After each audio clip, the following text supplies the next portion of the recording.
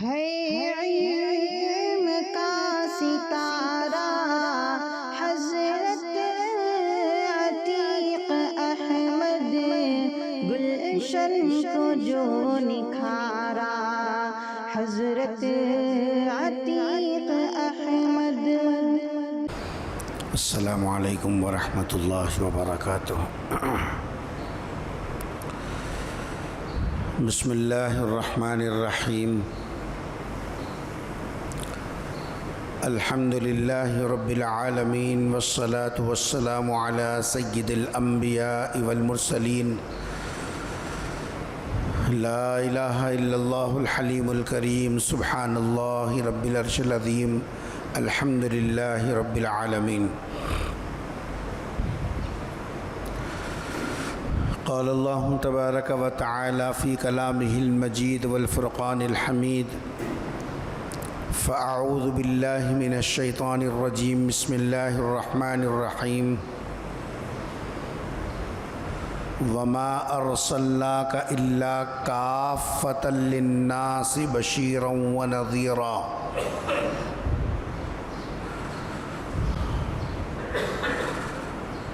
وقال تعالی فالذین آمنوا به وعزروه ونصروه واتبعوا النور الذي انزل معه اولئک هم المفلحون۔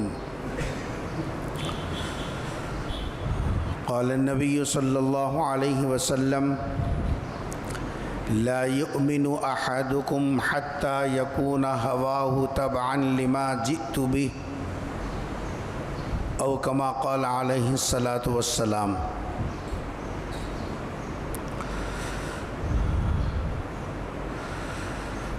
عزیزان گرامی، ربیع الاول کا یہ آخری جمعہ ہے اور اس کی 30 تاریخ ہے۔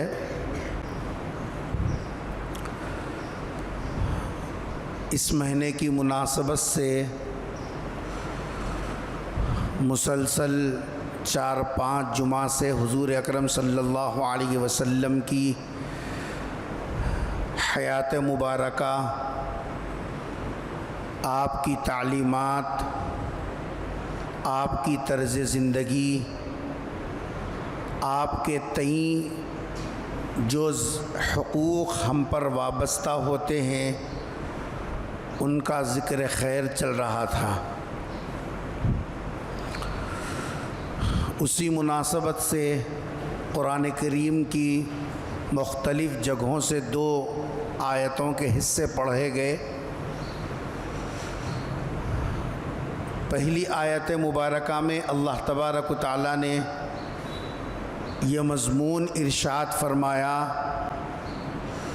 وما ارسلناک الا کافۃ للناس۔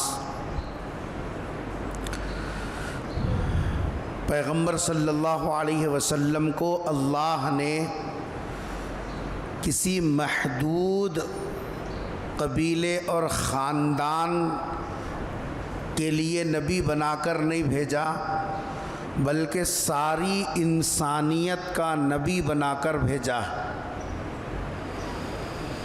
وہ صرف مسلمانوں کے نبی نہیں ہیں۔ ہاں، مسلمان آپ کو اپنا نبی تسلیم کر چکے ہیں، لیکن آپ صلی اللہ علیہ وسلم صرف مسلمانوں کے نبی نہیں ہیں۔ قیامت تک جتنی انسانیت پیدا ہوگی، روئے زمین پر انسان کہلانے والے جہاں کہیں بھی رہیں، ان سب کے پیغمبر، ان سب کے نبی محمد صلی اللہ علیہ وسلم ہیں، اور یہ اعلان اللہ کی طرف سے ہے۔ دنیا کے کسی کی طرف سے اگر یہ ہوتا تو آپ اختلاف کرتے اور اس پر کچھ دلائل پیش کرتے، لیکن یہ اللہ کی طرف سے اعلان ہے، وما ارسلناک الا کافۃ للناس۔ آپ کو اللہ نے پوری انسانیت کا نبی بنا کر بھیجا. اس میں عرب بھی ہے، عجم بھی ہے، کالے بھی ہیں، گورے بھی ہیں، مرد بھی ہیں، عورت بھی ہیں. قیامت تک جتنے قبیلے، خاندان اور ذاتیں، قومیں وجود میں آئیں گی، ان سب کے لیے اگر کوئی نبی ہے تو وہ سرکار دو جہاں صلی اللہ علیہ وسلم ہیں. یہ پیغمبر صلی اللہ علیہ وسلم کو جن لوگوں نے آپ کی نبوت کی تصدیق کی، آپ کے نبی ہونے کو مانا، تو وہ مسلمان کہلائے، نبی کے امتی کہلائے، نبی کے غلام کہلائے.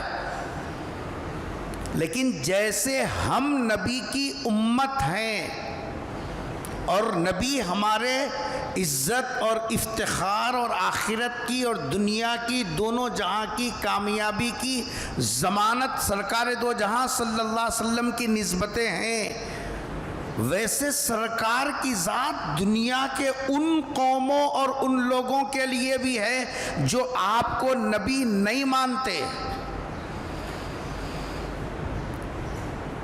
اب تک ان پر حقیقت نہیں کھلی. ان لوگوں نے حضور اکرم صلی اللہ علیہ وسلم کو اس نظریے سے نہیں دیکھا. ان کے بھی آپ ہی نبی ہیں، ان کے کوئی دوسرے نبی نہیں ہیں. اور ان کو کہتے ہیں امت دعوت. ان تک نبی کا نبی ہونا، نبی کا آخری نبی ہونا، یہ پیغام ان تک جو ہے پہنچنا چاہیے.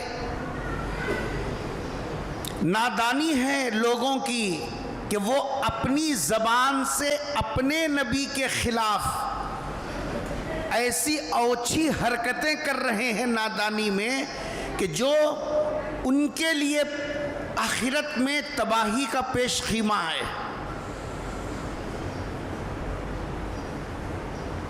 پیغمبر صلی اللہ علیہ وسلم کو ہم نے تسلیم کیا. آپ کی نبوت کا اعلان جب پیغمبر صلی اللہ علیہ وسلم کا ہمارے کانوں سے ٹکرایا تو ہم نے آپ صلی اللہ علیہ وسلم کی نبوت کو قبول کیا. تو اب ہماری ذمہ داریاں دوہری ہو گئیں. ہماری ذمہ داری یہ ہے کہ ہم اس پیغمبر کی پیغمبری کے راستے سے آنے والی دعوت کو اور آپ کے مشن کو اور آپ کی تعلیمات کو عملی طور پر قبول کرتے ہوئے ان لوگوں تک نبی کا پیغام پہنچانا جن تک نبی کی دعوت نہیں پہنچی، یہ بھی ہمارے فرائض میں داخل ہے. اس وقت میں جو حالات چل رہے ہیں کسی سے ڈھکے چھپے نہیں ہیں. ملکی اعتبار سے بھی اور عالمی اعتبار سے بھی ایک ایسا دروازہ کھول دیا گیا کہ جس میں ایک دور میں یہ کہا جاتا تھا اسلام بہت اچھا مذہب ہے، مسلمان خراب ہیں. ایک دور تھا یہ کہا جاتا تھا کہ بھئی اسلام اچھا مذہب ہے لیکن مسلمان خراب ہے.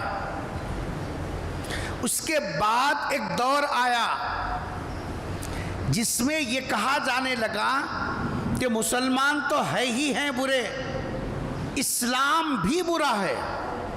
اس میں شدت پسندی ہے، اس میں دہشت گردی کی تعلیم ہے، اس میں فلاں ہے، اس میں فلاں ہے. اسلام کو بھی ہدف تنقید بنایا گیا. اور اس وقت میں جو دور چل رہا ہے، اس وقت میں جو دور چل رہا ہے وہ مسلمانوں کو برا کہنے کا نہیں ہے. اسلام پر شدت پسندی کا الزام لگانے کا دور نہیں ہے، بلکہ جو اسلام لے کر آئے ہیں، جو پیغمبر اسلام کی دعوت امت کے سامنے، دنیا کے سامنے پیش کیا، آج اسی ذات کو ہدف تنقید بنایا جا رہا ہے، اور یہ کہا جا رہا کہ اصل شدت پسندی، دنیا کے اندر فساد، اس کی جڑ نعوذ باللہ ثم نعوذ باللہ محمد صلی اللہ علیہ وسلم کی ذات گرامی ہے۔ کیسا آہستہ آہستہ وہ چلے، پہلے مسلمانوں کو برا کہا، اس کے بعد اسلام کو شدت پسند بتایا، اب صاحب اسلام کی بیخ کنی اور آپ کی ذات کو مجروح کرنا اور آپ کی شخصیت کو پوری دنیا کے سامنے غلط باور کرانے کے لیے منہ سے حفوات بک رہے ہیں، قلم سے تحریرات لکھی جا رہی ہے، ماحول بنایا جا رہا ہے تاکہ دنیا والے یہ سمجھیں کہ محمد پوری دنیا کا سب سے زیادہ نفرت کیے جانے والا نام اور شخصیت ہے۔ لیکن مسلمانوں، ایک بات یاد رکھنا،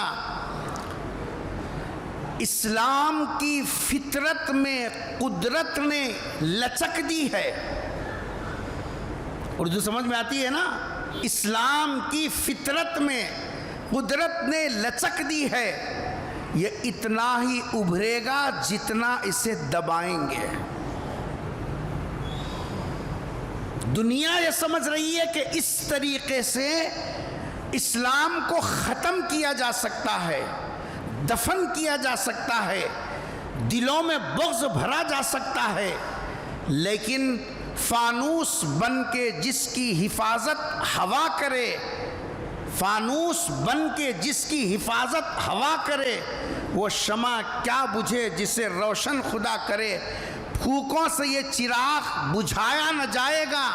اللہ نے اس کی فطرت میں جیسا ترقی رکھی ہے، قبولیت رکھی ہے، کشش رکھی ہے، اور قدرت انشاءاللہ اپنا کام کرتی رہے گی۔ لیکن اس لیکن کے بعد سے جو گفتگو ہے وہ گفتگو بہت توجہ سے سننے کی ہے۔ فطرت تو اپنا کام کرے گی، لیکن بحیثیت غلام، بحیثیت امتی ہماری کیا ذمہ داری ہے؟ ہماری کیا ذمہ داری ہے؟ ہم نے اپنی ذمہ داریوں کو سمجھا بھی نہیں۔ ہم نے اپنی ذمہ داری کو سمجھا بھی نہیں۔ جب ذمہ داری کو سمجھیں گے نہیں تو پھر ذمہ داری کو ادا کیسے کریں گے؟ ہم حق طلبی کے درجے میں پہنچ گئے، ہمارا حق نہیں دے رہی، ہمارا فلاں نہیں دے رہی، ہمارا فلاں نہیں دے رہی۔ ارے عقل مندو، حقوق طلبی کا نمبر دوسرا ہے، پہلے ذمہ داری پوری کریں گے تب جا کر حق ملے گا۔ میرے والد مرحوم فرما کرتے تھے، ایک مزدور کو تم مزدوری پر لے کر آؤ، تم نے اس کو کام بتا دیا، یہ کام کرنا ہے۔ اب مزدور کی ذمہ داری ہے کہ اس کے اپنے اوقات میں یہ کام مکمل کر لے، یہ ذمہ داری ہے یہ۔ اور اس کا حق کیا ہے؟ اس کا حق ہے مزدوری ملنا۔ اس کا حق کیا ہے؟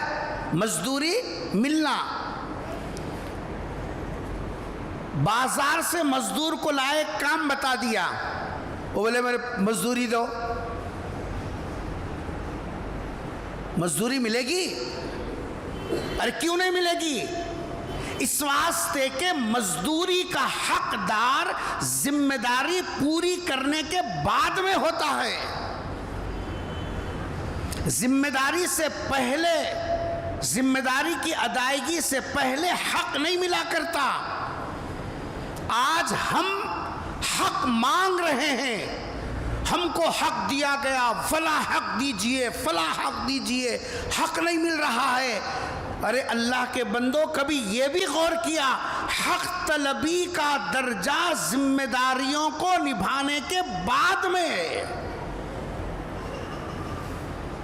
ہم کہہ رہے ہیں کہ بھائی اسلام برحق ہے، قرآن برحق ہے، نبی برحق ہے، ایمان برحق ہے، تو پھر عزت کیوں نہیں مل رہی ہے؟ مرتبہ کیوں نہیں مل رہا ہے؟ لوگوں پہ دھاک کیوں نہیں ہے؟ لوگ ڈر کیوں نہیں رہے ہیں؟ یہ سب تو حقوق ہیں.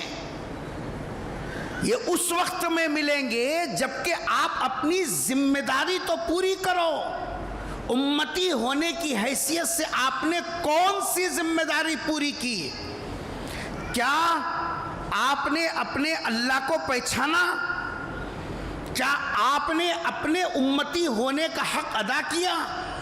کیا آپ نے اپنے ایمان کی حفاظت کے لیے، ایمان کو مضبوط کرنے کے لیے، ایمان کو بچانے کے لیے کچھ تدبیریں آپ نے کی؟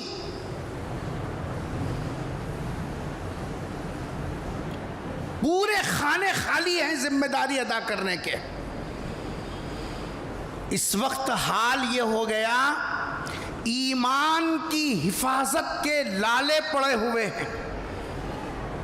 ایک طرف سے ایمان کے لٹیرے گلی گلی، محلہ محلہ، قریہ قریہ، شہر شہر، جی صاحب جو ہے دروازہ دروازہ چل پھر کر لوگوں کے ایمان کو لوٹ رہے ہیں. اور ہم خواب غفلت میں پڑے ہوئے ہیں اور سمجھ رہے کہ صاحب ہنوز دلی دورست، اپنے کو کیا کرنے کا ہے، دیکھا جائیں گا، سوچا جائیں گا، اب تو مسئلہ نہیں ہے نا. ابھی کل آپ نے سوشل میڈیا پر دیکھا پونا کے اندر مدرسے کے وہ بچے جن کی عمر بڑی مشکل سے 9 سال 10 سال کی بھی نہیں ہے، چہارم پنجم کے جیسا پڑھنے والے بچے، ان کے مدرسے کے دروازے پر جا کر شکیل بن حنیف کا ماننے والا مبلغ ان بچوں سے کہہ رہا ہے آؤ ایک نبی آئے ہیں، چلو ہم تم کو ان سے ملاتے ہیں، ان کی نبوت کا یہ صاحب جو ہے اعلان ہو گیا، تم ان کو تسلیم کرو. وہ بچے اگرچہ کے ذہن اور عمر کے اعتبار سے کچے، لیکن ان لوگوں نے کہا کہ چلیے ہمارے ملک صاحب کے پاس بات کریں گے، چونکہ ہمارے نبی کا نام تو محمد صلی اللہ علیہ وسلم ہے، وہ آخری نبی ہیں، اب کون سے نبی آئے ہیں، کہاں جا کر ہمارے بچوں کو جی صاحب لوٹا جا رہا ہے، کبھی ہم نے سوچا؟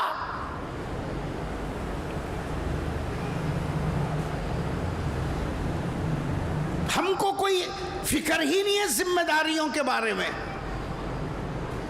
ہماری ذمہ داریاں روز بروز بڑھ رہی ہیں. میرے والد مرحوم فرما کرتے تھے بچہ جیسے جیسے بڑھتا ہے، عمر اس کی بڑھتی ہے تو کپڑوں کا سائز بھی بڑھتا رہتا ہے. بچپنے میں جو چڈی پہنا تھا عمر بڑھتے بڑھتے نہیں پہن سکتا. دادی جو ہے مکے سے لائے سو کپڑا تھا رے، دادا مدینے سے خرید کو لائے سو کپڑا تھا، اب پہن لے بابا. عمر کے لحاظ سے جیسے اس کا لباس بڑھتا رہتا ہے، اسی طریقے سے ہر آنے والا دن بحیثیت مومن، بحیثیت امتی ہماری ذمہ داریوں کو بڑھا رہا ہے. ہم ہیں بابا بچپنے میں قرآن پڑھا دیے تھے بس کافی ہے، ہدیہ کر دیے نے ہمارے بابا، پھولا پہن لیے، دعوت کر دیے بس. وہ بچپنے میں رٹے سو 4 جی صاحب 6 کلمے تھے، ایمان مفصل ایمان مجمل تھا، بس یہ ایسے ہی جیسے کہ بچپنے کی چڈی پر اکتفا کرنا، بچپن کے کپڑوں پر اکتفا کرنا، کپڑوں پر اکتفا نہیں، کھانے پر اکتفا نہیں، سواری پر اکتفا نہیں، لیکن ایمان کے بارے میں یہ صاحب ہمارا حال یہ ہو گیا، بس سے بچپنے میں قرآن ختم کر لیے نا، اب سمجھنے کی کیا ضرورت، اب پڑھنے کی کیا ضرورت، پوری زندگی کا حق ادا ہو گیا، جب بند کرے سو قرآن آج تک کھولنے تیار نہیں ہے۔ آپ بتلائیے یہ ایمان کے لٹیروں کو تم پہچانو گے کیسے؟ کیسے پہچانو گے تم ایمان کے لٹیروں کو؟ کیا عجیب بات کہی صاحب، کیا عجیب بات کہی، سونے کے حروف، جی صاحب سونے کے پانی سے ان حروف کو نقش کرنا چاہیے۔ فرمایا آدمی اپنا ایمان اس وقت تک نہیں بچا سکتا، ارے اردو سمجھ میں آ رہی، آدمی اپنا ایمان اس وقت تک بچا نہیں سکتا جب تک اس کے پاس علم نہ ہو۔ دین کا علم ہونا اس کے لیے ضروری ہے، ورنہ ایمان نہیں بچا سکتا۔ صحیح غلط کی تمیز، حق اور باطل کا امتیاز، یہ علم کے بغیر ہوگا کیسے؟ پڑھے لکھے، ایجوکیٹڈ، بڑی بڑی ڈگریاں رکھنے والے شکیل بن حنیف کو نبی مان رہے ہیں، کیوں؟ علم دین ان کے پاس نہیں ہے، ایمان ان کا جی صاحب ہاتھ سے چلا گیا۔ جھبے سلا لے ہو، امامے باندھ لے ہو، جی صاحب تسبیحات گھما لے ہو، ایمان نہیں بچا سکتے۔ ایمان بچانے کے لیے علم دین ہونا ضروری، ورنہ کوئی بھی آئے گا تمہارا کان پکڑ کے تم کو جی صاحب ایمان کے راستے سے پھیر دے گا، پتہ بھی نہیں چلے گا۔ اور جتنے شکیل بن حنیف کے مبلغین پکڑے گئے، متاثرین پکڑے گئے، جی صاحب وہ سب کے سب لباس کے اعتبار سے دیندار ہیں، چہرے کے اعتبار سے دیندار ہیں، معمولات کے اعتبار سے دیندار ہیں، نمازوں کے پابند ہیں، چہرے بشرے بھی دین کے ہیں، کپڑے بھی ان کے دیندار ہیں، لیکن عقیدے ان کے بگڑ گئے، نبی کا دامن چھوڑ دیا۔ یہ سب ایسے لوگوں کو اپنا نبی تسلیم کر رہے ہیں جو نبی ہونے کا یہ صاحب کی حیثیت بھی نہیں رکھتا، نعوذ باللہ۔ ایک موٹی بات اگر آپ حضرات سننے کے موقف میں ہیں تو میں ایک موٹی بات آپ کو بتاؤں۔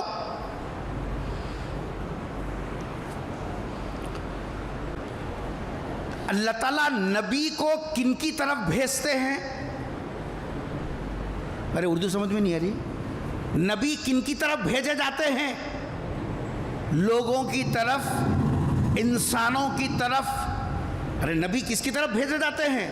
دیوار، پہاڑ، یہ صاحب درختوں، سمندروں میں بھیجے جاتے ہیں کیا؟ نبی بھیجے جاتے ہیں کس کی طرف؟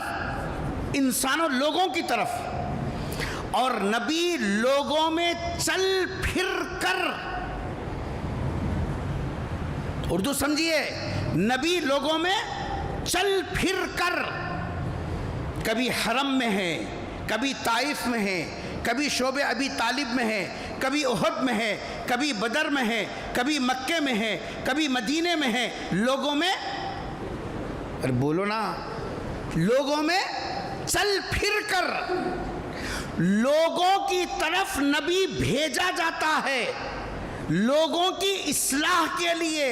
نبی لوگوں میں رہتا ہے، نبی لوگوں میں چلتا پھرتا ہے۔ یہ کیسا نبی ہے؟ آج تک کسی کو دکھا نہیں، عقل نہیں ہے کچھ بھی۔ آدم آئے لوگوں کی طرف، نوح آئے لوگوں کے اندر، ہود آئے لوگوں کے اندر، ابراہیم آئے لوگوں کے درمیان، موسیٰ چلے لوگوں کے درمیان، عیسیٰ رہے لوگوں کے درمیان، محمد صلی اللہ علیہ وسلم کی تو پوری 63 سالہ زندگی لوگوں کے درمیان میں رہی، اور یہ نبی آ کر نبوت کا دعویٰ کر رہا ہے، آج تک کسی کو نظر نہیں آیا یہ کیسا نبی ہے؟ 1.25 لاکھ نبی آئے لوگوں کے اندر چلے پھرے، اور یہ ایسا ہے کہ یہ لوگوں کے اندر آنا ہی نہیں چاہتا، کسی کو اپنی شکل بتانا نہیں چاہتا، پھر یہ نبی کیسا ہے؟ سوچو ذرا عقل سے۔ ہمارا ایمان لوٹ رہے ہیں، کیوں لوٹ رہا؟ ہمارے پاس کیا چیز کی کمی ہے؟ علم دین کی کمی ہے۔ ایمان کی حفاظت کے لیے کیا ضروری ہے؟ دین کا علم ضروری۔ نبی نے فرمایا میری امت میں قیامت تک 30 جھوٹے ایسے لوگ آئیں گے، کلہم یزعم انہو نبی، ان میں کا ہر ایک یہی بولے گا میں نبی ہوں، میں نبی ہوں، میں نبی ہوں۔ علم کے بغیر کیسے معلوم ہوگا؟ ایمان بچانا ہے کیا ضروری؟ دین کا علم ضروری ہے، اور علم کو بچانا ہے، علم کو محفوظ رکھنا ہے، اس کے لیے تقوی ضروری ہے۔ نرا علم بھی آدمی کو فتنوں سے نہیں بچا سکتا۔ شیطان کے پاس علم تھا لیکن تقوی نہیں تھا، شیطان کے پاس علم تھا لیکن تقوی کی دولت نہیں تھی، اس وجہ سے وہ علم جس کے ساتھ تقوی نہ ہو آدمی کے اندر کبر کو پیدا کرتا ہے، انانیت کو پیدا کرتا ہے، میں پنے کو پیدا کرتا ہے، جو آدمی کو ذلیل تو کرتا ہے، رذیل بناتا ہے، کمینے پن پر کھڑا کرتا ہے، لیکن وہ اللہ کا بندہ نہیں بن سکتا۔ ایمان کو بچانے کے لیے علم دین ضروری، اور علم دین کی حفاظت کے لیے تقوی ضروری۔ تقوی ہوگا علم پر عمل آسان ہوگا، اور عمل کے ذریعے سے علم محفوظ رہے گا۔ آگے فرمایا تقوی ملتا ہے اللہ والوں کی صحبت سے۔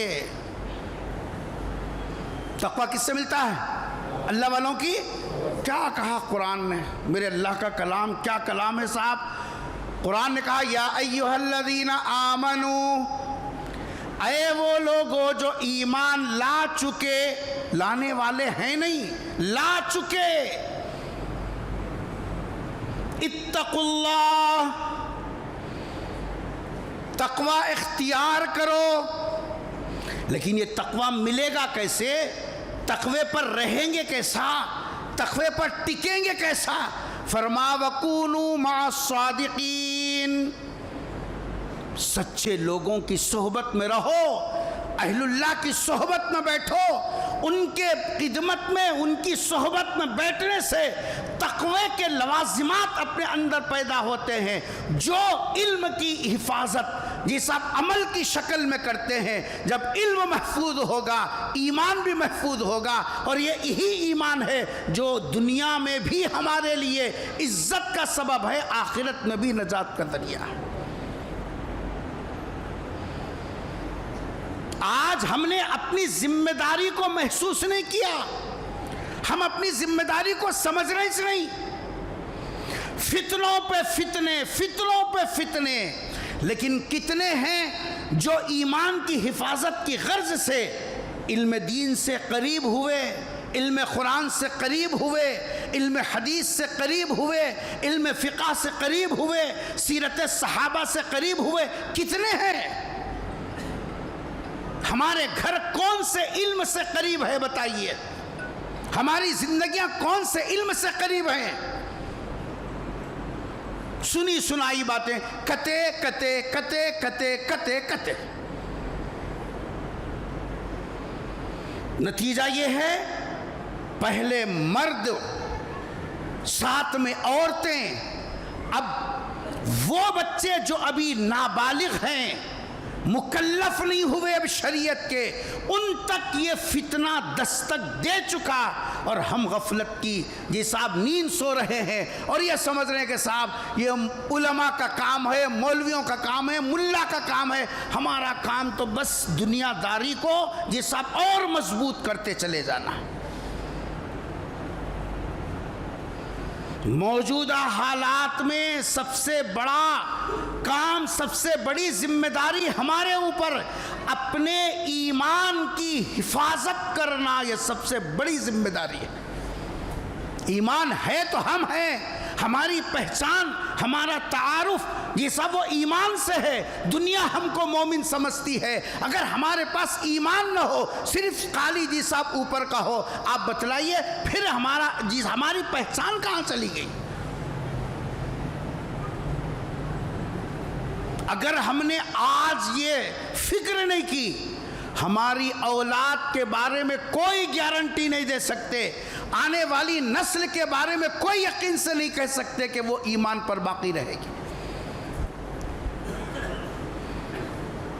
ہماری پہلی ذمہ داری موجودہ حالات کے اندر، جبکہ یہ سب حالات انتہائی دھماکوں صورتحال اختیار کر گئے، ایک طرف ایمان کے لٹوروں سے اپنے ایمان کو، اپنے نسل کے ایمان کو، اپنے گھر کے ایمان کو بچانا ہمارا فریضہ بن گیا، فریضہ۔ اگر ہم نے اس طرف توجہ نہیں دی، باپ کی آنکھوں کے سامنے بیٹا فتنے کا شکار ہو جائے گا، شوہر کی آنکھوں کے سامنے بیوی فتنے کا شکار ہو جائے گی یہ صاحب، اور لوگوں کو پتہ بھی نہیں چلے گا کہ کب میرے ہاتھ سے میری اولاد فتنوں کا شکار ہو گئی۔ پہلی ذمہ داری تو ہماری اس وقت میں یہ ہے۔ اس کے بعد جو اور بڑی ذمہ داری ہماری، جو یہ حالات پیش آئے، پہلے مسلمانوں کو برا کہا گیا، پھر ایک وقت آیا کہ اسلام کو برا کہا گیا، اور اب وقت چل رہا ہے جس میں پیغمبر صلی اللہ علیہ وسلم کی ذات نشانے پر بنی ہوئی ہے، اور آپ کی ذات کے بارے میں جی صاحب زبانیں بے لگام چل رہی ہیں، اور مسلمان ٹس سے مسنی ہیں۔ بابا کو بولو، بیچ میں بابا کو کہیں کو لا رہے ہیں، بلکہ آستین چڑھا کے مارنے مرنے کے لیے تیار ہو جائیں گے۔ پھر تمہارے دل کے اندر باپ سے زیادہ نبی کی عزت ہونا چاہیے نا، تمہارے دل کے اندر اپنے والد، اپنے اولاد سے زیادہ نبی کی جیسا چاہت ہونا چاہیے نا۔ پھر ہمارے اندر وہ حس کہاں چلی گئی؟ جب یہ حالات چل رہے ہیں تو ہم کو دوسرا کام کرنا ہے، وہ ہے ناموس رسالت کی حفاظت کے لیے،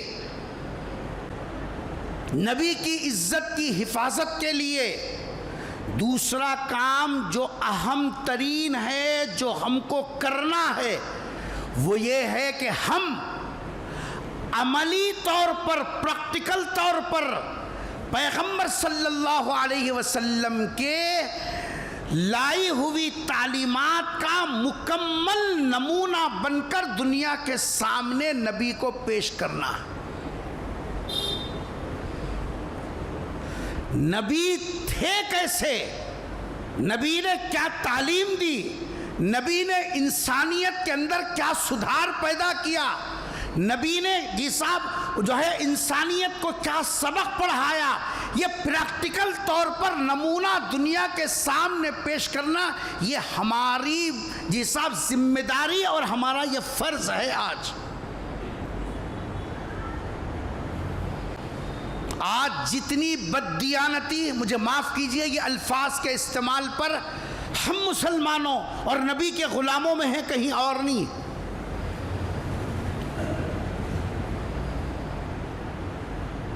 پیغمبر صلی اللہ علیہ وسلم کی تعلیمات آپ کی ادائیں، آپ کے جی صاحب جو ہے احکامات، آپ کا لایا ہوا دین، آپ کی شریعت، اس کا کون سا حصہ ہمارے پاس ہے آپ بتلائیے۔ ہم تو نہ اللہ کو پہچان سکے نہ نبی کو جی صاحب پہچان سکے۔ ایک اللہ والے کے بارے میں لکھا ہے، اپنے پوترے کو پکڑ کے رو رہے تھے۔ کیا کر رہے تھے؟ رو رہے تھے۔ لوگ جمع ہوئے اور پوچھا کہ یہ رونے کی کیا شکل ہے، کیوں رو رہے ہیں؟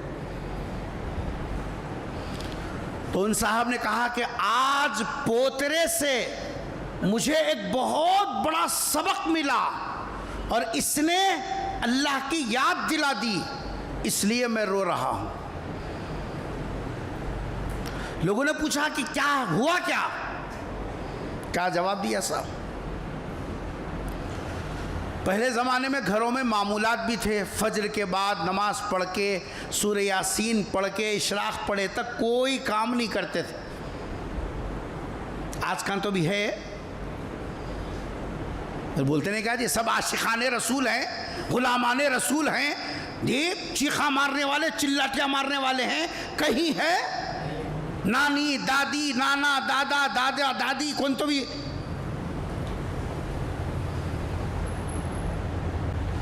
کہا کہ گھر میں بچے ستاتے ہیں، اس لیے میں اپنے کمرے میں ذکر کے لیے، قرآن کی تلاوت کے لیے دروازہ بند کر کے اندر بیٹھتا اور میرے اپنے چپل بھی اندر رکھ لیتا تھا۔ آج یہ ہوا کہ میں چپل اندر رکھنا بھول گیا، اندر بیٹھ کے ذکر میں مشغول ہو گیا۔ اب چھوٹے بچے جو پوترے ہوتے ہیں، نواسے ہوتے ہیں، صبح اٹھے تو ان کو اماں بابا بعد میں یاد آتے ہیں، دادا نانا پہلے یاد ہونا ان کو۔ بستر سے اٹھتے دادا کہاں ہے، یہ کمرہ دیکھا وہ کمرہ دیکھا، یہ بستر دیکھا وہ بستر دیکھا، کہیں بھی دادا نظر نہیں آئے۔ جب ادھر دیکھا تو دادا جان کے چپل نظر آئے جو دروازے کے باہر تھے۔ آیا دروازے پر اندر تو وہ ذکر میں مصروف اور قرآن کی تلاوت میں مشغول۔ اب دروازہ بجا رہا ہے، دادا دروازہ کھولو، دادا دروازہ کھولو۔ اب ادھر ذکر میں دل نہیں لگ رہا ہے، کیونکہ اندر باہر آواز کون کر رہا؟ ارے بولو نا جی۔ تھوڑی دیر کوشش کیا، 2-3 آواز دے کے چلا جائے گا، لیکن وہ پوترا ہی کیا جو دادا سے ملے بغیر چلا جائے؟ بہت دیر تک دروازہ مارتا رہا، آواز دیتا رہا جی۔ آخر میں نے دروازہ کھول دیا اور اس کو اندر لے کر بیٹھا ہوں اور رو رہا ہوں۔ اور یہ سبق مجھے ملا، چپل دیکھ کر میرا پوترا دادا کو پہچان گیا کہ دادا کہاں ہے۔ اللہ نے اتنی نعمتیں دی، ان کو دیکھ کر آج تک ہم اپنے اللہ کو نہیں پہچان سکے۔ ایک معصوم بچہ چپل دیکھ کو اپنے دادا کو پہچان گیا کہ دادا اندر ہے۔ اللہ نے آنکھیں دی، اللہ کو نہیں پہچانا۔ اللہ نے زبان دی، اللہ کو نہیں پہچانا۔ اللہ نے ہاتھ دیے، اللہ کو نہیں پہچانا۔ دل و دماغ دیا، اللہ کو نہیں پہچانا۔ جوانی صحت دی، اللہ کو نہیں پہچانا۔ یہ سب نعمتیں اللہ نے دی، مال دیا، عزت دی، اسباب دیا، گھر بار دیا، بیوی بچے دیے، سب کچھ دیا، اور تینوں وقت کھانا بھی دے رہا ہے، ہر سیکنڈ سانس دے رہا ہے، لیکن ہم نے اللہ کو نہیں پہچانا۔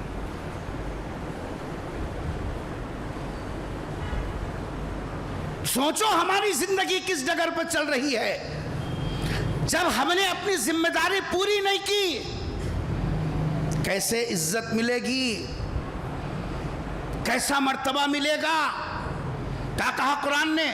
وَأَنْتُمُ الْأَعْلَوْنَ، تم کو بلندی اس وقت میں ملے گی ان کنتم مؤمنین، شرط یہ ہے کہ تم ایمان والے بنو، اپنے اللہ کو پہچانو۔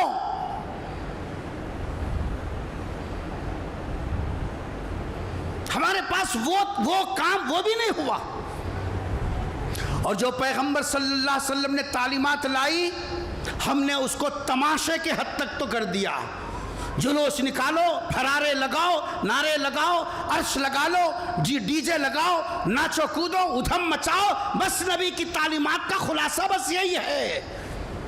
بس وہ ایک سنت باقی رہ گئی کہ صاحب یہ نام لے، وہ نام لے، یہ پکا کے کھائے، وہ کھا کے کھلائے. بس یہ سنتیں ہمارے پاس باقی رہ گئی. حقیقت میں جو سنتیں ہیں وہ سنتوں کا پتہ بھی نہیں ہے. مسجد نبوی میں پیغمبر صلی اللہ علیہ وسلم کے ساتھ صحابہ بیٹھے ہوئے. ایک بہت بڑے جلیل القدر صحابی ہیں جن کا نام ہے حضرت عبداللہ ابن عمرو بن العاص رضی اللہ تعالیٰ عنہ. انتہائی جلیل القدر، نماز روزے کے پابند، صحابہ میں بڑا مقام ان کا. نبی کے ساتھ مجلس میں بیٹھے ہوئے ہیں. حضور اکرم صلی اللہ علیہ وسلم دوران گفتگو اچانک اپنی بات کو روک کر ارشاد فرمایا، اگر کوئی صاحب کسی جنتی کو دنیا میں دیکھنا چاہتے ہیں تو وہ اب آنے والا آدمی ہے جو جنتی ہے. نبی کی زبان سے جنت کی بشارت کا مل جانا یہ کھیل نہیں ہے. صحابہ جو نبی کی طرف متوجہ تھے سب کا رخ ادھر ہو گیا. دیکھیں آخر وہ کون ہے. ایک غیر معروف صحابی وضو بنا کر بائیں ہاتھ میں اپنے جی صاحب جوتے پکڑ کر اندر آ رہے ہیں. آئے کونے میں جی صاحب اپنے جوتے رکھا اور نماز ادا کی اور پیغمبر صلی اللہ علیہ وسلم سے سلام عرض کیا. صحابہ نے ان کا چہرہ دیکھا. نئے یہ صاحب غیر معروف قسم کے آدمی لگ رہے ہیں. مجلس برخاست ہو گئی. دوسرے دن مجلس چل رہی ہے. پیغمبر صلی اللہ علیہ وسلم نے دوران گفتگو کو روک کر کہا، اگر کسی جنتی کو اب آنکھوں سے دیکھنا ہے تو آنے والا آدمی جنتی ہے. صحابہ کہتے ہیں کہ دوسرے دن بھی ہم نے غور کیا وہی صاحب ہے. 3 دن ایسا عمل ہوا. حضرت عبداللہ ابن عمرو العاص رضی اللہ تعالیٰ فرماتے ہیں میرے دل میں خواہش پیدا ہوئی میں دیکھوں آخر یہ کون سی الگ عبادت کرتے ہیں کہ سرکار نے 3 دن ان کے جنتی ہونے کی بشارت دی. ان کے پاس گئے، ان سے ملاقات کر کے کہا کہ میں کچھ دن آپ کے ساتھ رہنا چاہتا ہوں. کہا کہ اجازت ہے، کیونکہ مہمان نوازی ایمان کا تقاضا ہے. ایک دن ان کے گھر میں رہے، کھایا پیا، نمازوں کے وقت میں نماز ادا کی. رات ہوئی، جی صاحب سونے کے طریقے سے سوئے لیکن دیکھتے رہے کہ کیا کرتے ہیں. پوری رات دیکھی کچھ نہیں. بس فجر کی اذان سے کچھ دیر پہلے اٹھے، تہجد کی نماز ادا کی، پھر فجر کی نماز کے لیے چلے گئے. 1 دن ہوا، 2 دن ہوا، تیسرا دن دیکھ کر انہوں نے کہا کہ حضرت میں اصل میں تمہارے پاس اس لیے رکا کہ میں دیکھوں تمہارے پاس کون سی ایسی عبادت ہے جس کی وجہ سے سرکار دو جہاں صلی اللہ علیہ وسلم نے تمہارے جنتی ہونے کی 3 دن مسلسل بشارت دی. پوچھا کیا وجہ ہے، کون سی عبادت؟ کہا کہ میرے پاس کیا ہے، تہجد ہے. کہا کہ یہ تو نہیں ہو سکتا ہے، تو صبح پڑھتے ہیں. فرض نمازیں؟ کہا کہ یہ بھی نہیں. میں کبھی کبھی روزہ رکھ لیتا ہوں. کہا کہ یہ بھی نہیں. صدقہ موقع ملا تو کر لیتا. کہا کہ یہ بھی نہیں. کچھ نماز بھی دیکھی، تہجد بھی دیکھی، صدقہ بھی دیکھا، روزہ بھی دیکھا، یہ تو سبھی کرتے ہیں، یہ تو عمل ہو نہیں سکتا، کوئی نیا عمل تو ہے نہیں. حضرت عبداللہ ابن عمرو بن العاص رضی اللہ تعالیٰ عنہ دیکھا کوئی نیا عمل، کوئی نئی عبادت نہیں ہے. وہ واپس جانے لگے. کچھ دور جانے کے بعد یہ غیر معروف صحابی نے آواز لگائی، یا ابا عبداللہ تعال ہا ہنا.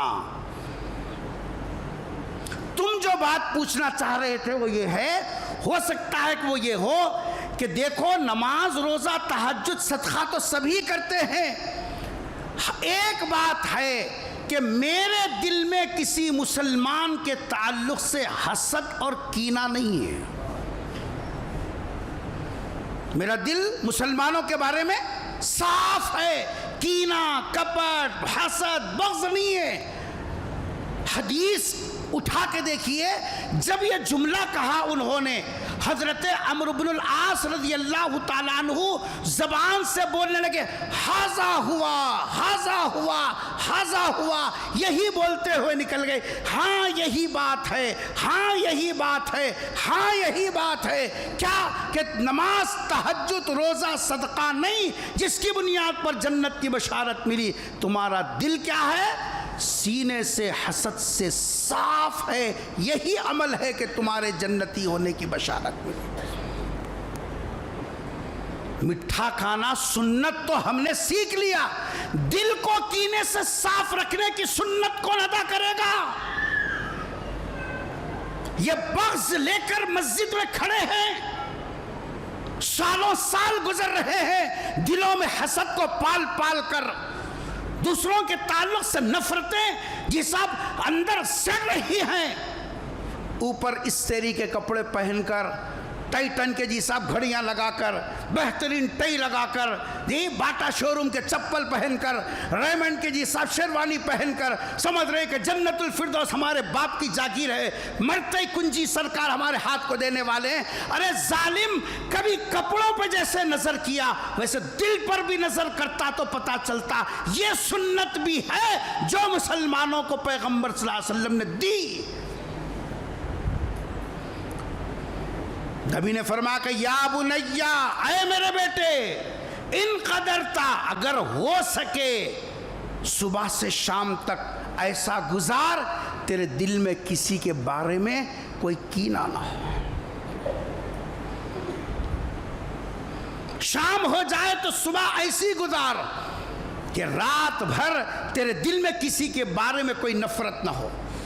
قسم کھا کے بولو، قسم کھا کے، کیا ہم نے اس کو سنت سمجھا؟ پھرارے لگانے کو عشق کا حصہ سمجھا، نعرے لگانے کو عشق کا حصہ سمجھا، ڈی جے لگا کے ناچنے کو عشق کا حصہ سمجھا، عرش لیپ لے لینے کو جی صاحب عشق کا حصہ سمجھا، کبھی یہ بھی حصہ سمجھا؟ چلو وہ سب آپ نے کر لیے، اس کے ساتھ یہ بھی تو کرتا۔ کون بولے؟ بے لگام زندگی، بے مہار زندگی، جو بولیں گے اس کے ساتھ دشمنی، اس کی غیبتیں۔ جب یہ دل کینے سے، حسد سے صاف نہیں ہوگا، تیری نمازوں میں مزہ کیسا ہے؟ تیری تلاوت میں یہ صاحب دل کیسے لگے؟ تیری دعاؤں کا اثر کیسے؟ کوئی ہے اس کی طرف توجہ کرنے والا؟ اس کو ہم سنت ہی نہیں سمجھتے۔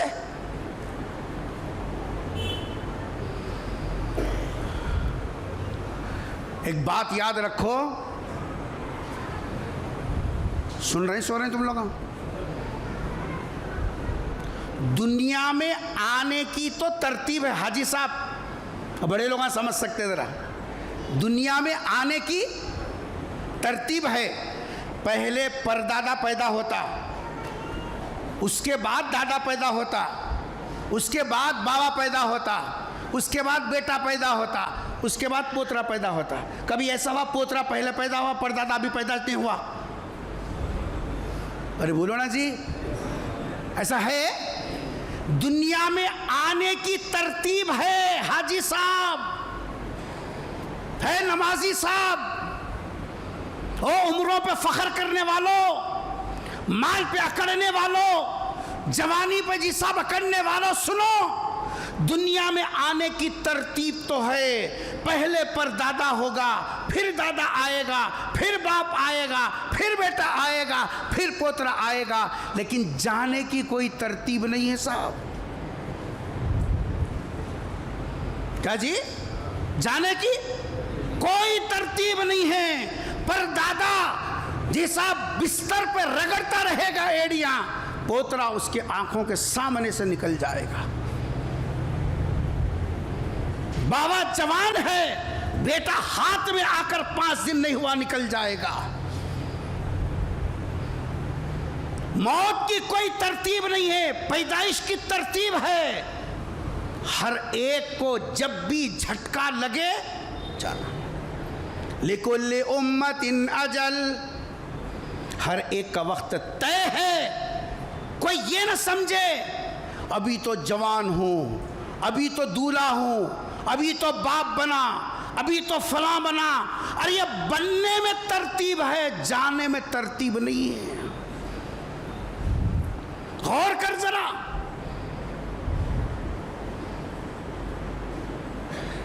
اس کو ہم نے کبھی سیریس لیا نہیں، کبھی غور و فکر کیا نہیں. کیسے کیسے ایسے ایسے ہو گئے جو اکڑتے تھے اپنے مال پر، اپنی صحت پر، اپنی جائیدادوں پر، اپنی اولاد پر. اللہ تبارک و تعالیٰ نے سب کو خاک نشین بنا کر بتا دیا، میں جب چاہوں جس کی گردن چاہوں مروڑ دوں، اور جس کو چاہے میں اپنے پاس بلا لوں. بلانے کی کوئی ترتیب میں نے طے نہیں کی، بھیجنے کی ترتیب البتہ میں نے طے کی ہے. اس کا مطلب کیا ہوا؟ اس کا مطلب یہ ہوا آگاہ اپنے موت سے کوئی بشر نہیں. موت کا کوئی وقت لکھا ہوا نہیں ہے. ہم کیا سمجھ رہے ہیں؟ مول صاحب ابھی تو کیا دیکھیں کیا بول کو، ابھی تو بہت دیکھنا ہے. اب بھی بولے داڑھی رکھو، اب بھی بولے وہ ایسا کرو، ٹخنے سے اوپر کرو، تہجد پڑھو، تو کیسا ابھی کچھ دیکھے نہیں. ارے عقل سے پیدل جانے کی کوئی ترتیب ہے کیا؟ داڑھی آنے کے بعد جاتا بول کو لکھو ہے کہاں؟ تو بھی جوان ہونے کے بعد جاتا بول کے لکھا ہوا ہے. اماں کے پیٹ سے نکلے تک بھی بھروسہ نہیں ہے. ڈاکٹران 2 منٹ پہلے ایکسرا کر کے بول دیا سب نارمل، اور 2 منٹ کے بعد بول رہے کہ سانپ پیٹ میں بچہ مر گیا. جانے کی کوئی ترتیب نہیں ہے. اور یاد رکھنا، ہم جس غفلت میں پڑے ہوئے ہیں، جو دنیا وہی دیکھ رہی ہے. یہ مسلمان اسلام رکھتے ہیں، تعلیم رکھتے ہیں، نبی رکھتے ہیں، نبی کا پورا جساب ان کا بایو ڈاٹا رکھتے ہیں، نبی کی پوری تعلیمات رکھتے ہیں، ان کی شکل، ان کی شباہت، ان کا پورا جساب جب مشن ان کے سامنے موجود ہے. لیکن مسلمان پریکٹیکل طور پر کبھی نبی کو دنیا کے سامنے پیش ہی نہیں کیا. کبھی مسلمان پیش ہی نہیں کیا. کیا سمجھ رہا؟ یہ سمجھ رہا ابھی تو جوانی ہے، ابھی تو میں فلاں ہوں، ابھی تو میری 40 ہے، ابھی تو میں جیسا فلاں ہوں. نبی کریم صلی اللہ علیہ وسلم نے فرمایا عرش کا سایہ حشر کے میدان میں جن کو ملے گا وہ نوجوان کو ملے گا. نوجوان کو کیوں؟ بچپنے کی جو عمر ہوتی ہے وہ غیر ذمہ دارانہ ہوتی ہے، اور بڑھاپے کی جو عمر ہوتی ہے وہ مصلحت کی عمر ہوتی ہے. نکلنا والا صاحب کیا ہو کیا بھینس دن ایسے کرنا، زیادہ کرے تو یہ بھی نہیں ملتا، ابا بھی جاتا ہے، بوا بھی جاتا ہے. بڑھاپے کی عمر مصلحت کے ساتھ گزارتا ہے، اور بچپنے کی عمر غیر ذمہ دارانہ ہوتی ہے. جو عمر ہوتی ہے وہ اصل جوانی کی ہوتی ہے، جو ٹھان لیا تو بس ٹھان لیا. عقابی روح جب بیدار ہوتی ہے جوانوں میں، نظر آتی ہے ان کو اپنی منزل آسمانوں میں. یہ اس لیے کہا نوجوانی کا سجدہ بڑھاپے کے 70 سجدوں سے افضل ہے. جو کچھ بھی عبادت کا مزہ ہے، جو کچھ بھی اطاعت کا مزہ ہے، جو کچھ اتباع کا مزہ ہے، جو کچھ دین پر چلنا ہے، وہ جوانی کی عمر ہے، کیونکہ یہ بڑھاپے کے 70 گنا بڑی ہوئی ہے. یہ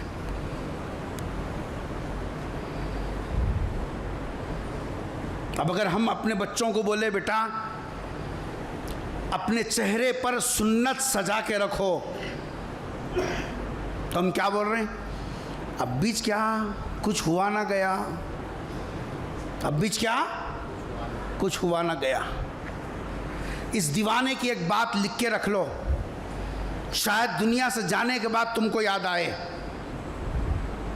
انسان دنیا سے جاتے وقت میں صرف 2 سنتیں لے کر جاتا. مل صاحب نیند میں ہے، انسان دنیا سے جاتے وقت میں صرف خبر میں کیا لے کے جاتا؟ 200۔ اس دیوانے کی بات یاد رکھنا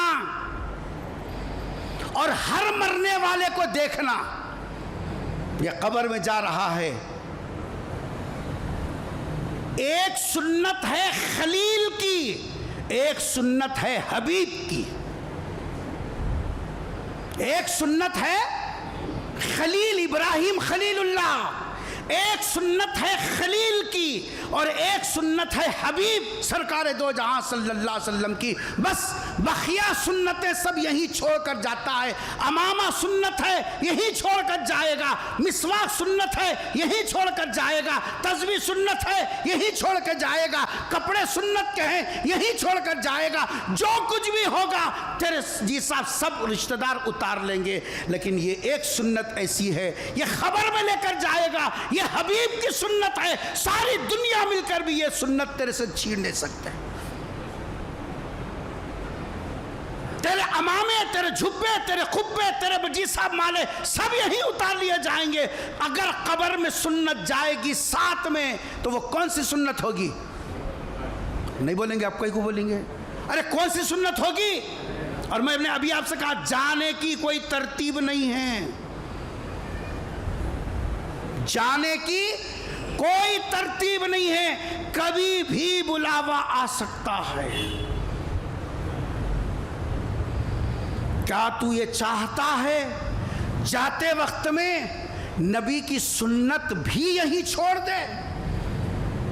امامہ چھوڑ دیا، ٹوپی چھوڑ دی، کپڑے چھوڑ دیے، مسواک چھوڑ دیا، سب سنتیں یہی چھوڑ دیا، کیا وہ بھی سنت چھوڑ کر جانا چاہتا ہے؟ جبکہ خبر میں لے جا سکتا ہے، تجھے اتھارٹی حاصل ہے، یہ حبیب کی سنت ساتھ میں لے جا سکتا ہے۔ اور ایک خلیل کی سنت ہے حضرت ابراہیم خلیل اللہ کی، وہ ہے ختنے کی سنت۔ علم اس کا نام ہے مولوی صاحب، ترجمے کا نام علم نہیں ہے۔ ہم کتابیں خرید کے جے جے کر رہے ہیں، انہیں کافر، انہیں کافر، انہیں ایسا، انہیں ایسا، انہیں ایسا، انہیں ایسا۔ خبر میں جائے گا یا تو خلیل کی سنت کے ساتھ یا حبیب کی سنت کے ساتھ۔ اب طے کر لو خبر میں یہ سنت لے کے جانا ہے یا نہیں جانا ہے، وہ آپ کے اختیار کی بات ہے۔ لِنَبْلُوَكُمْ أَيُّكُمْ أَحْسَنُ عَمَلًا، اللہ دیکھنا یہ چاہتے ہیں تم میں سے کون اچھا عمل کر کے آتا ہے، اللہ یہ دیکھنا چاہتے ہیں۔ آپ بولیں گے مول صاحب پھر عورتاں کیسا؟ ہم ہوشیار ہیں نا، عمل تو نہیں کرتے مگر کراس سوال کرنے میں بہت ماہر ہیں۔ ہم پیدا ہوئی کراس کام کرنے کے واسطے، کرو رہے کہ تو امام صاحب آئیں کیا، کتنی تنخواہ اٹھاتے ہیں، نئے کپڑے کہاں سے پہنتے ہیں، کس کو لپڑ اپی کرتے ہیں، کس کو ٹوپیاں پہناتے ہیں، یہ کراس تو وہ بھی سنو۔ اور جا کے گھر کی عورت کو بتاؤ، گھر کی بہن کو بتاؤ، گھر کی بیٹی کو بتاؤ، گھر کی ماں کو بتاؤ، ہر اس عورت کو بتاؤ جو لا الہ الا اللہ محمد الرسول اللہ صلی اللہ علیہ وسلم پڑھتی ہے۔ اس دیوانے کی بات ان تک پہنچا دینا، یاد رکھنا، ہو سکتا ہے کہ میری شفاعت کا ذریعہ بن جائے۔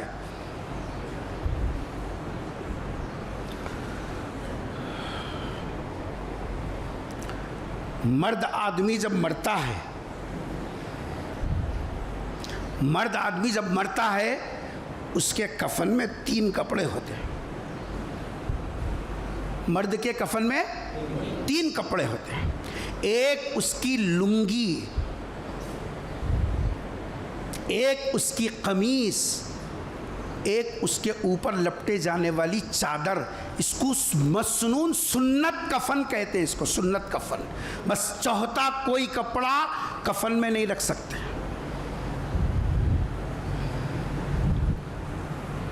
کیوں؟ مرد مرا ہے، 3 کپڑے لے جا رہا ہے، ساتھ میں 2 سنتیں لے جا رہا ہے۔ ارے کچھ نیند میں ہے، سن رہی ہیں؟ مرد کیا لے جا رہا؟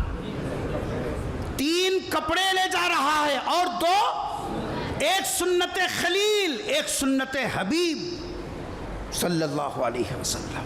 کل کتنے ہو گئے؟ 5.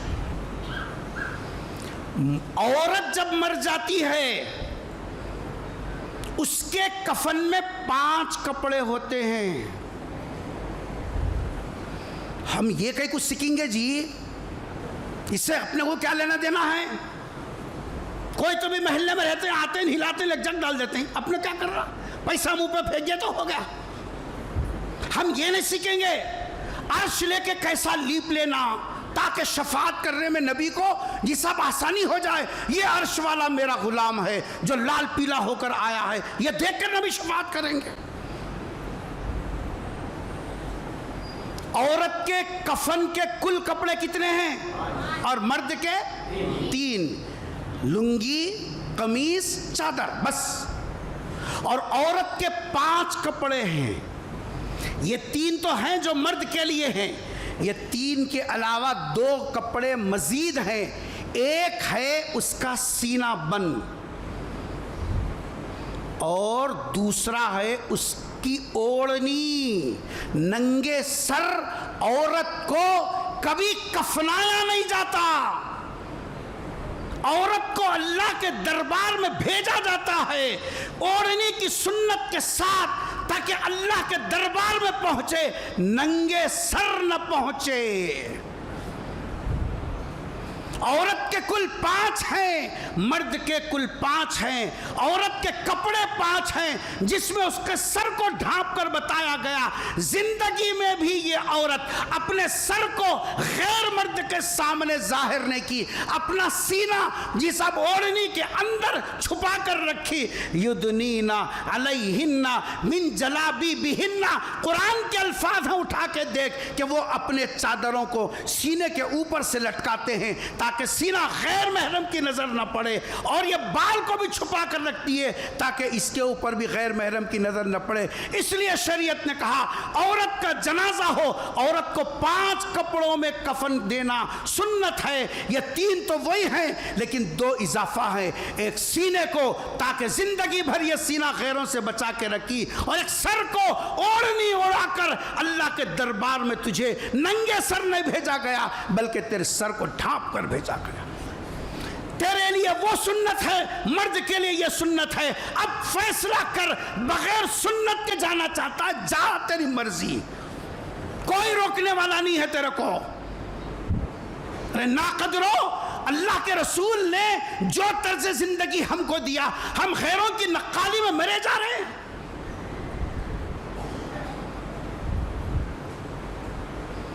قلب میں سوز نہیں، سوز بولتے ہیں کڑن، قلب میں سوز نہیں، روح میں احساس نہیں.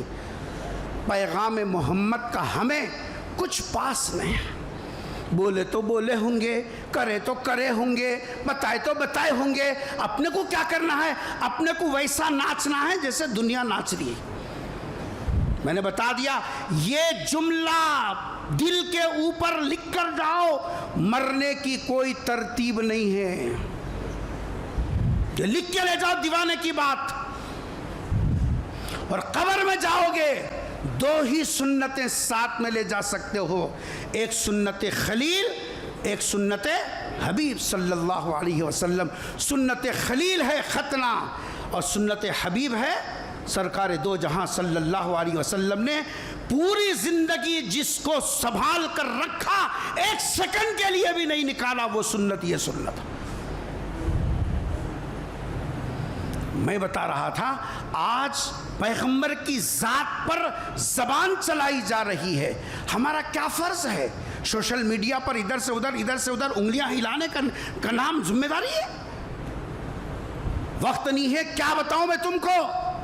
ہماری ذمہ داری، اس کو ہم نے کبھی سنت نہیں سمجھا، اس کو کبھی ہم نے سنت نہیں سمجھا، موت کی تیاری کو کبھی سنت نہیں سمجھا، بلکہ ہم یہ سمجھتے رہے بس عرش لیپ لو، ڈی جے لگاؤ، بس اسی کا نام سنت ہے، اسی کا نام غلامیت ہے، اسی کا نام امت کی پہچان ہے. اللہ کے بندو ہوش کے ناخن لو، دنیا ہمارے لیے قبر کھود چکی. اور ہم ابھی تک اسی غفلت میں پڑے ہوئے ہیں. وائے ناکامی متاع کارواں جاتا رہا، کارواں کے دل سے احساس زیاں جاتا رہا.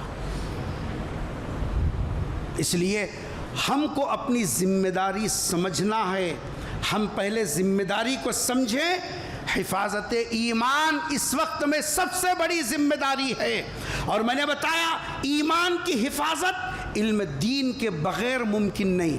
علم دین کی حفاظت تقوی کے ساتھ ہوتی ہے، اور تقوی اہل اللہ کی صحبت میں بیٹھنے سے آتا ہے. اور دوسری ذمہ داری ناموس رسالت کی حفاظت، کہ پیغمبر صرف ہمارے نہیں ہیں، ساری دنیا کے پیغمبر ہیں، ان تک محمد صلی اللہ علیہ وسلم کا پیغام پہنچانا. اس کے لیے آپ اپنی عملی کیریکٹر ان کے سامنے رکھیے، ہمارا دل صاف رکھیے.